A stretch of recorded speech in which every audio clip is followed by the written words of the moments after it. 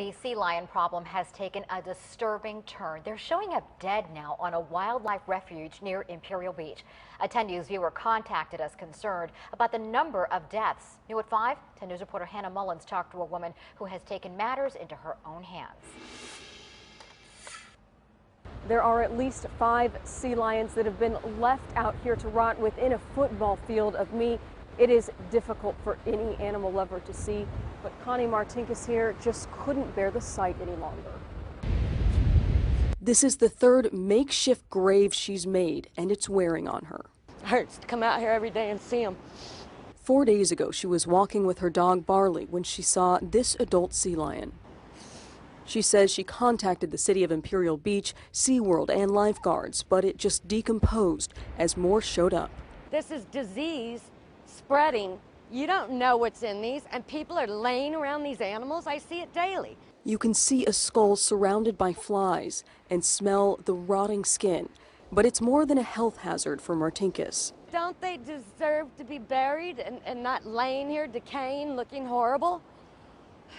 She grew up by this beach, but says it's the worst she's ever seen. On Thursday, SeaWorld's marine mammal rescues hit a record at 475 for the year, just 3 months in. Almost all were severely malnourished sea lions, which tells them something is wrong with their food source. The lifeguards have been fabulous about calling SeaWorld and getting the live pups rescued. All the dead ones have been over here where the lifeguards don't have jurisdiction. But lifeguards say dead mammals on a state park or wildlife refuge like this are left to decay naturally. I want these poor animals to quit dying. In the meantime, Martinkus will continue building those graves. In Imperial Beach, Hannah Mullins, 10 News. A popular spot for tourists and locals could soon be looking different. Some of the sea lions that sunbathe on San Diego's cliffs and coastline are starving. San Diego 6's Jenny Day joins us live from La Jolla to explain what's going on there. Jenny. Hey guys, San Diego sea lions are so hungry, they're literally gnawing on rock. Many are found near death, washed up on our beaches with a belly full of sand and rock because there's literally nothing else for them to eat. When the fish all die and the lakes catch fire, will it be worth it then? And when the cancer rate's 90% or higher, will it be worth it then? When the whole world's at war over water and oil, will it be worth it then? And when there's no more fighting, 'cause there's no more spoils, will it be worth it then? If not, what will it take to make you change your mind? What kind of sign could convince you that people are worth more than you can get from them? What has to happen before you embrace your part? Or will it be too late to fix all the problems? You promised the market was sold out, 'cause economic growth won't save us. Cost of analysis won't save us. Voluntary rules won't save us. Rich economists won't save us. When the glaciers are gone, the oceans are too strong, will it be worth it then?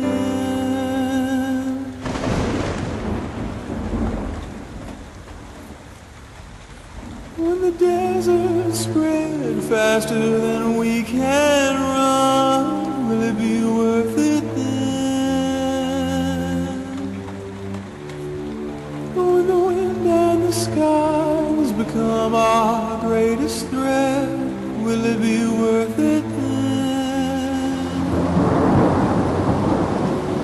When military might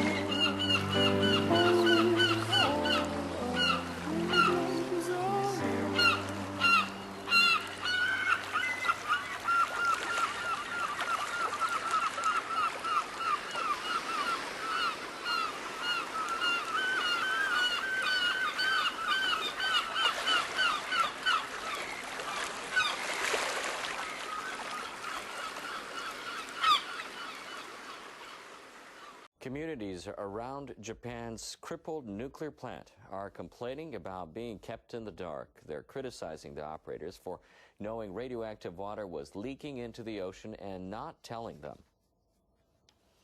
Yukie Matsumoto is the mayor of one of the towns near the Fukushima Daiichi nuclear plant. The communities had him visit the president of Tokyo Electric Power Company and hand over a protest letter. They're demanding executives disclose information swiftly and get workers to change their way of thinking. Making sure the nuclear plant is safe is essential for recovering from the accident. Our communities are protesting about actions that have severely undermined our trust. Tokyo Electric's president Naomi Hirose said he's sorry his company has repeatedly caused concern. He promised to take thorough steps to make sure it never does that again. Nearly 4 years after the Great East Japan earthquake, NHK has conducted a survey of the survivors in the 3 hardest hit prefectures. Of the more than 700 respondents, nearly 80% felt that the public's focus on the disaster and the ensuing nuclear accident is fading. One survivor has dedicated himself to passing his experiences on to others in a bid to keep the memories alive. NHK World's Mitsuko Nishikawa reports. 61-year-old dairy farmer Kenichi Hasegawa is one of those affected by the nuclear crisis in the village of Iitate in Fukushima Prefecture. Last month, he visited Hokkaido to share his experiences. The nuclear accident forced him to destroy all his milk cows. I was standing there in my empty cowshed, wondering what I could do, how I could support my family.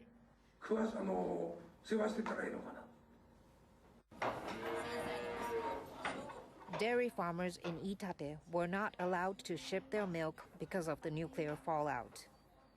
They had no choice but to get rid of their cows, into which they had poured so much work and love. One tragedy was feeding off another.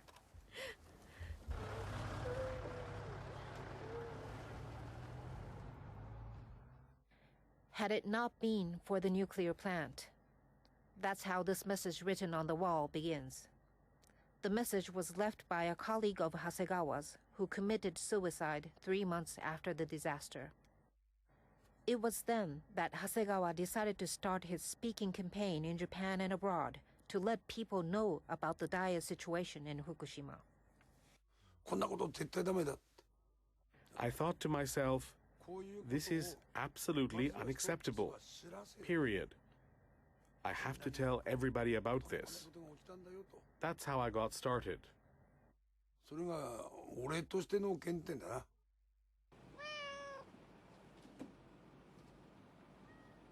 Hasegawa is concerned that the public may be losing interest in the tragic events of 4 years ago, and in the fact that the disasters are still casting a big shadow over people's lives.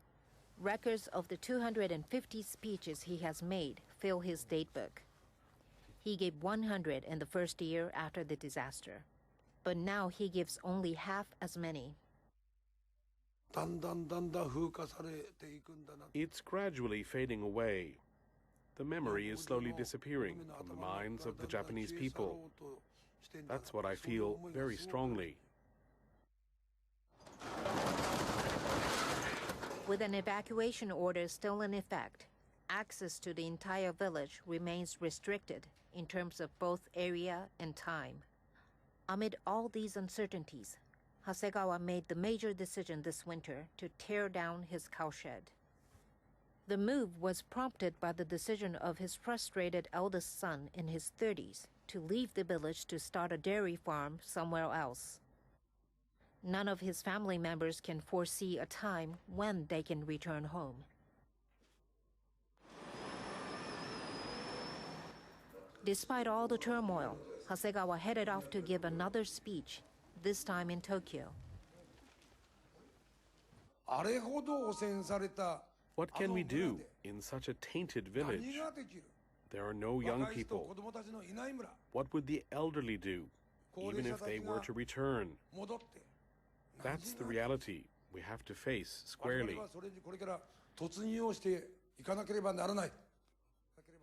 Hasegawa stressed that the people of his hometown share a feeling of being trapped with no way out. I am relieved to know that there are still people in Tokyo who care about us. I hope they will help spread my words. Keeping them interested in the disaster is critical now. That's the way I see it. It's been 4 years, Hasegawa recalls. But at the same time, he says the villagers continue to live with frustration. He's determined to continue telling the world about the realities of Fukushima. Mitsuko Nishikawa, NHK World. Lions continue to strand themselves along the coast in a desperate need of help. Dozens have already been helped here in San Diego this year alone. Fox 5's Alina Bovian joins us now with more about what's being done to help them. Alina. Andrew, according to experts, it's a combination of both the increasing warm waters and the fact that these pups are very young and can't get the food found in deep waters. While we have seen spikes in recent years, 2015 is already off to an unusually bad start. Baby sea lions so skinny you can almost see their bones. Their skin is so loose hanging off of them, it looks like they're wearing pajamas. So these are extremely skinny pups. SeaWorld Animal Rescue has taken in more than 50 off our shores between Camp Pendleton and Mexico in the last few weeks. Most are sick and malnourished. Each are around 20 to 25 pounds, just over their birth weight. That is not normal. That's unusual in January to see that many small sea lion pups stranding. So we do have concerns. If this continues at this rate, this could be a bad year for California sea lion pups. Aside from it being weaning season where mothers send their pups on their way, SeaWorld veterinarians say the rise this year is also due to the warmer than usual waters caused by a possible El Nino. We're seeing some warm water temperatures that are driving bait fish to deeper water, so the adults are finding the fish that they dive deeper. These youngsters just don't, one, they don't know how to dive deep, they don't know where the food is. Most of the pups were born last June. Their weak condition makes them susceptible to bacterial infections, including pneumonia. They're given fluid and antibiotic treatment and will spend the next 2 to 3 months in rehab before they're released back into the wild. And we're dealing with natural cycle. Also, we're seeing the sea lion population has exploded, so there are possibly more animals out there that are trying to find food, but if the food is not available, we're likely going to see more numbers. In 2015, 1,500 animals were found stranded along California's coast. SeaWorld veterinarian Todd Schmidt predicts for another high year. Andrew, back to you. Excuse me. All right, move on. Nothing to see here. Please disperse. Nothing to see here. Please